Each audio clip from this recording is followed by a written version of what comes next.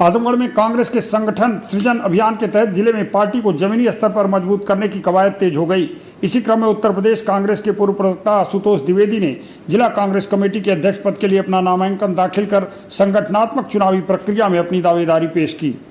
Akhil Bharatiya Congress committee के निर्देश पर चल रहे अभियान के तहत आजमगढ़ में पर्यवेक्षकों के निर्देशन में ब्लॉक स्तर पर बैठकें आयोजित कर कार्यकर्ताओं की राय और संगठन को मजबूत करने पर जोर दिया जा रहा है। कर्नाटक सरकार के दर्जा प्राप्त राज्य मंत्री शकीर सनादी, यूपी कांग्रेस सेवा दल अध्यक्ष डॉक्टर प्रमोद पांडे, उत्तर प्रदेश शिक्षक कांग्रेस अध्यक्ष अमित राय तथा पूर्वी उत्तर प्रदेश के ऑब्जर्वर ब्रजेश सिंह गाट की मौजूदगी में संगठन सृजन की प्रक्रिया आगे बढ़ रही है। आशुतोष द्विवेदी ने महात्मा गांधी के चित्र पर माल्यार्पण के बाद आवेदन पत्र भरकर निजामाबाद विधानसभा की बैठक में पर्यवेक्षक को नामांकन सौंपा।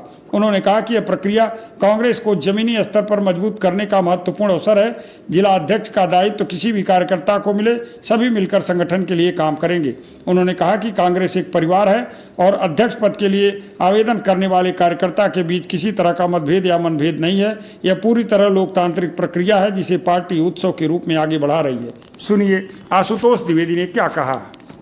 देखिए, हमारे केंद्रीय नेतृत्व में अखिल भारतीय कांग्रेस कमेटी की तरफ से पूरे देश में संगठन सृजन अभियान शुरू किया गया है और उस संगठन सृजन अभियान के अंतर्गत ग्राम कांग्रेस से लेकर के ब्लॉक कांग्रेस से लेकर तहसील तक और उसके बाद जिलेवार और प्रदेश तक ये संगठन को मजबूत करने के लिए अखिल भारतीय कांग्रेस के द्वारा उठाया गया एक कदम है, जिससे पूरे देश में कांग्रेस, उसकी विचारधारा और संगठन को मजबूती प्रदान करने के दृष्टिकोण से ये पूरा कार्यक्रम चल रहा है।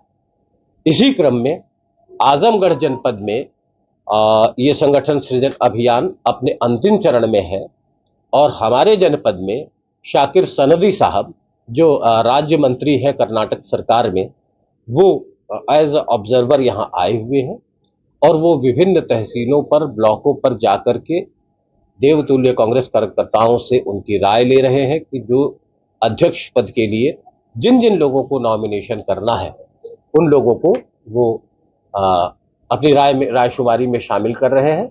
और इसके बाद ये पूरा कांग्रेस का जो ताना बाना है संगठन के दृष्टिकोण से मजबूत बनाने के दृष्टिकोण से ये सीधे संगठन महासचिव वेणुगोपाल जी तक जाएगा और उसके बाद मुझे लगता है कि सितंबर के पहले पखवाड़े तक इस पर निर्णय आ जाएगा कि अध्यक्ष के तौर पर जिले में कांग्रेस को कौन लीड करेगा।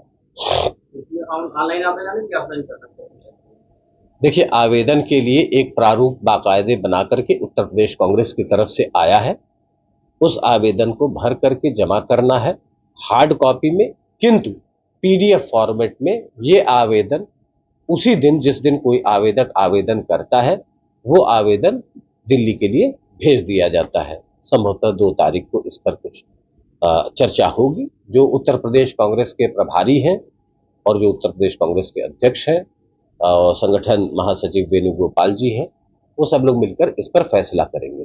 अब मैं एक महत्वपूर्ण बात आपको ये बताना चाहता हूँ कि कांग्रेस की जो विचारधारा है और उसका जो एक सांगठनिक ढांचा है वो महात्मा गांधी, पंडित नेहरू, सरदार वल्लभ भाई पटेल, मौलाना आजाद के आदर्शों पर चलते हुए एक पारिवारिक ताना बाना है। ये एक परिवार है, उसमें ग्राम कांग्रेस से लेकर के तहसील, ब्लॉक और जितने भी देवतुल्य कार्यकर्ता हैं वो अपना काम कांग्रेस को बहुत दिनों से जो शक्ति और ऊर्जा प्रदान कर रहे हैं। लोकतांत्रिक ढांचे में कांग्रेस में हमेशा इस बात की हिमायत है कि हम लोकतंत्र को मजबूत करेंगे, दल के अंदर भी, दल के बाहर। आप जैसा कि देश में देख रहे हैं लोकतांत्रिक प्रक्रियाओं का जिस प्रकार हनन हो रहा है, संवैधानिक प्रक्रियाओं का जिस प्रकार हनन हो रहा है, तो ऐसे में लोकतंत्र तो अंदर से जो आता है उसमें कांग्रेस बहुत मजबूती से अपने लोकतांत्रिक ढांचे को मजबूत कर रही है। उसी की ये प्रक्रिया है। एक बात नंबर 2 ये है कि जो पारिवारिक पृष्ठभूमि है कांग्रेस की, उसमें मैं नामांकन कर रहा हूं। हमारे कांग्रेस का कोई भी नेता जो आवेदन कर रहा है उसके बीच ना तो कोई मतभेद है ना कोई मनभेद है। हम लोग सभी इसे एक उत्सव के तौर पर और अपने अपने कर्तव्यों की जिम्मेदारी को अपने कंधों पे लेते हुए हम अपनी बात राष्ट्रीय नेतृत्व तक अपने आवेदन से पहुंचाना चाहते हैं। आने वाले वक्त में मुझे लगता है कि जिस किसी को भी कांग्रेस का राष्ट्रीय नेतृत्व जनपद के अध्यक्ष के तौर पर जिला कांग्रेस कमेटी को आगे बढ़ाने की जिम्मेदारी सौंपेगा, मैं समझता हूं कि सारे लोग उससे कंधे से कंधा मिला करके, जैसा हमेशा होता रहा है, आगे भी उसी परंपरा को हम आगे बढ़ाते रहेंगे। मैंने सन 1986 में NSUI में जनरल सेक्रेटरी के तौर पर ज्वाइन किया था। आज 40 वर्ष हो गए। यूथ कांग्रेस में जनरल सेक्रेटरी रहा, जिला कांग्रेस कमेटी में कोषाध्यक्ष भी रहा और 3 टर्म विभिन्न जिला अध्यक्षों के महती और जिम्मेदारी पूर्ण जो उनका ओहदा था उसमें हम लोगों ने 3 टर्म बतौर महामंत्री काम किया है। इसी कड़ी में उत्तर प्रदेश कांग्रेस कमेटी के प्रवक्ता के तौर पर भी श्रीमती प्रियंका गांधी जी द्वारा जिम्मेदारी सौंपी गई थी, उसका भी निर्वहन किया गया। और आज जब इस लोकतांत्रिक प्रक्रिया को आगे बढ़ाने का दौर आया है तो मैं भी आवेदन कर रहा हूं। अब कांग्रेस का जो संगठनात्मक ढांचा है उससे तो हम लोग 40 साल से वाकिफ हैं।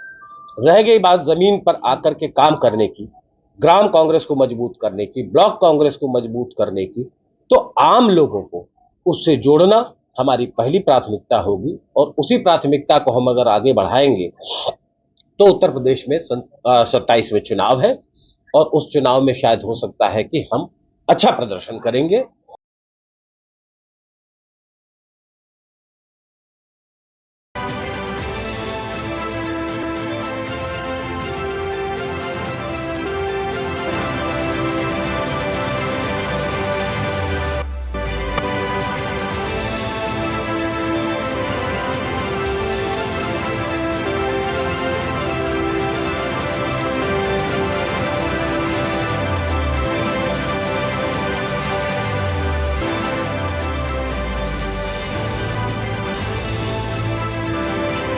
नर्सिंग में करियर बनाना चाहते हैं लेकिन सही कॉलेज की तलाश है? अब इंतजार खत्म। रेनबो नर्सिंग कॉलेज अब है INC अप्रूव्ड यानी मान्यता प्राप्त डिग्री, बेहतर ट्रेनिंग और पूरे भारत में जॉब के अवसर। अब आपका सपना बनेगा एक मजबूत और सुरक्षित करियर। आज ही जुड़े रेनबो नर्सिंग कॉलेज से और अपने भविष्य को दें सही दिशा।